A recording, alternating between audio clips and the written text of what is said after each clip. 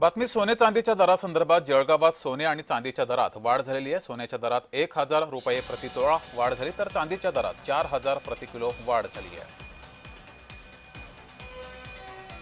याचाच आढावा घेतला आमचे प्रतिनिधी जुगल पाटील यांनी। पाहूया।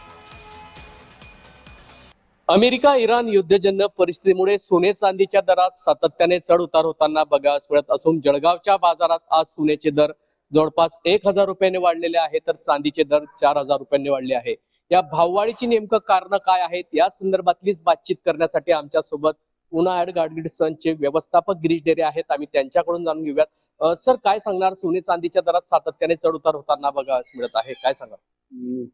आर्थिक अनिश्चितता असू द्या, डॉलर आणि रुपयाचा विनिमय दर प्रामुख्याने विचार केला असता तर ते फेडरल रिझर्व्हचं जे काही धोरण आहे ते व्याजदरात जे काही विलंब करत आहे किंवा अनिश्चितता येत आहे आणि आपल्या लोकांच्या ज्या काही भावना आहेत त्या सगळ्या गोष्टींचा आता सध्या सोन्यांच्या याच्यावरती फरक पडलेला आपल्याला दिसायला बघायला मिळेल। 1,57,500 विथ जीएसटी सोन्याचा दर आहे आणि 2,58,500 विथ जीएसटी चांदीचा दर आहे। सातत्याने या ठिकाणी युद्धजन्य परिस्थितीमुळे काही चढ उतार होताना बघायला मिळत आहे। ग्राहकी कशी सध्या? ग्राहकी चांगली आहे।